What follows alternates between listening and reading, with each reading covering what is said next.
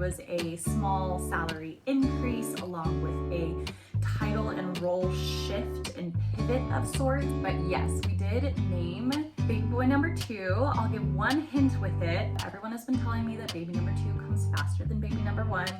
And I don't think that's going to be very hard because Henry's labor was 27 hours. So my husband and my mom will be splitting baby duty during that time. God bless them for doing this.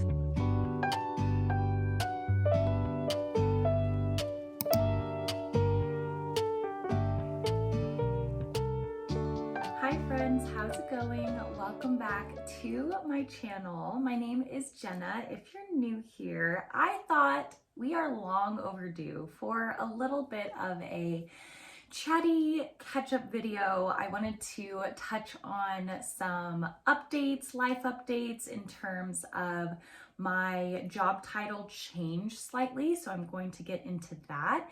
And then also pregnancy updates, home birth updates, how all of that is looking, whether we have a name for baby boy number 2 yet. And then I'm also going to talk about kind of upcoming summer plans. We are looking at a really busy month ahead of us. It's going to be one thing after another. So I kind of wanted to detail where we're going, what we're doing over the next few weeks. So let's get into it. First with my job. So I work for an agency in the Midwest, as many of you know, and I formerly was a digital marketing specialist. Now I have been, I wouldn't necessarily say promoted, but upgraded. There was a small salary increase along with a title and role shift and pivot of sorts into a marketing strategist type role. And so essentially what that means is, as a digital marketing specialist, I had these 2 pillars of responsibility primarily. One was within media management, creating paid media plans for clients, actually implementing and placing the paid media buys on digital platforms, be it Meta, Google, Spotify, etc. That was pillar 1 of my job responsibility. Pillar 2 of my job responsibility was strategy. And that kind of came into play in terms of brand development. We do a lot of rebrands for various clients and a lot of market research for various clients. And so that larger pillar included a lot of different things. And so there was this second pillar of job responsibility. Now, the 2 pillars previously, I would say media management carried maybe 60% of my workload, and the strategy side was around 40% roughly throughout the work week. And essentially that strategy portion now is closer to 60-70%, media management hovering right around the same. And so I am focusing more so on the processes we have in terms of onboarding and branding new clients. I don't want to shed too much light on the specifics of what that looks like. There is an increase now in my role in crafting those processes that start and kick off a client's journey with us. How does that look like?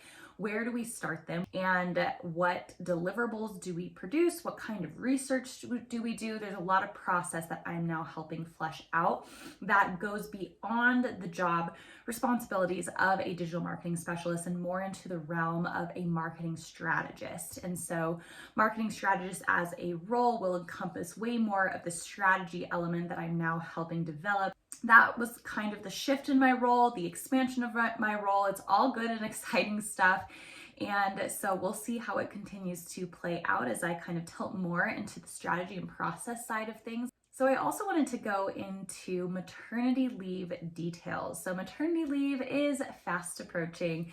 And so what does my maternity leave look like with my current company? With Henry, I technically got 6 weeks, but I was in a sales role, and so I was making commission. So half of my salary was commission with Henry, half of my salary was a set amount that I was being paid for the digital efforts that I was doing for that company.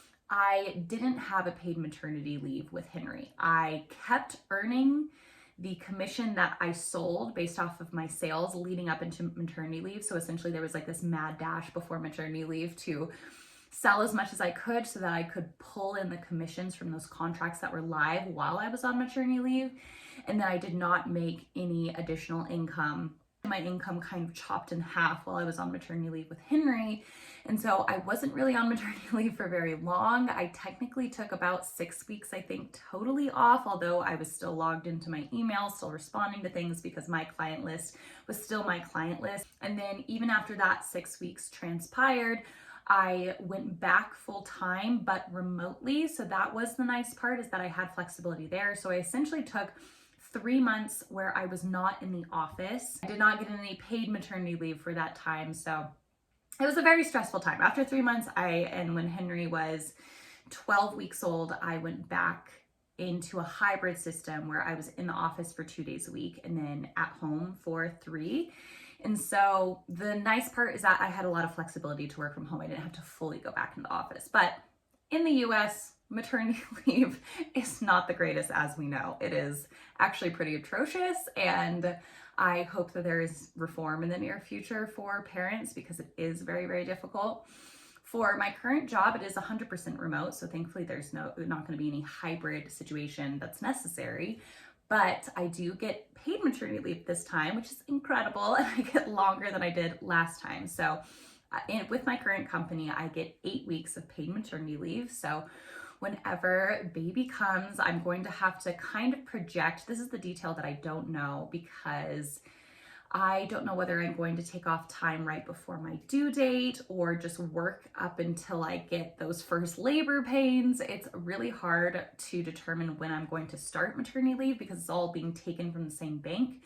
And so if I go longer and I take off too early, then I am essentially burning paid maternity leave without the baby being here. But if I wait until I actually go into labor, then I'm not getting any kind of mental preparation for birth, which is what happened with Henry. I stopped work on a Friday and I went into labor on Saturday. And so I had no mental preparation. And so it was very difficult. Even though I took off early, I took off that Monday. I was heading into my maternity leave. I just went into labor early. So I don't know what I'm going to do in terms of when maternity leave starts, but I will get 8 weeks of paid maternity leave, which is heading into the holiday season. So I'm super happy about that. It'll be around November, December. I'll go back sometime mid-January, and then I will go back full-time remotely as I'm doing now. So we will have to work out the details. I have a childcare situation going with my mom right now, with some church daycare help that I use as well.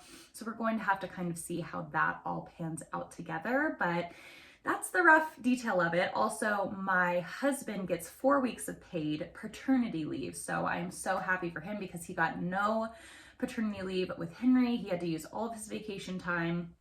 He took off 2 weeks, used all of his vacation time to take off 2 weeks. And then he worked 2 half present weeks and essentially was paid half of his income for those weeks. So, but that's kind of the messy picture of it. I get 8 weeks paid. My husband gets 4 weeks paid. So we're just so grateful to have more than what we did last time. So do we have a name picked out yet for baby boy number 2? We actually do. We solidified his name. We had a few, I won't even say few, I would say we had one front runner that we decided to solidify after we found out that he was a he. We also had a girl name picked out, and we still have this girl name on pause, potentially for a future baby girl that we may have, but we also have a second girl name that we like almost as much as the first. So who knows, by the time we have baby girl, if we have baby girl in the future, we may end up using the second name instead. We may end up warming up more to it than this name that we've been holding on since we've had Henry.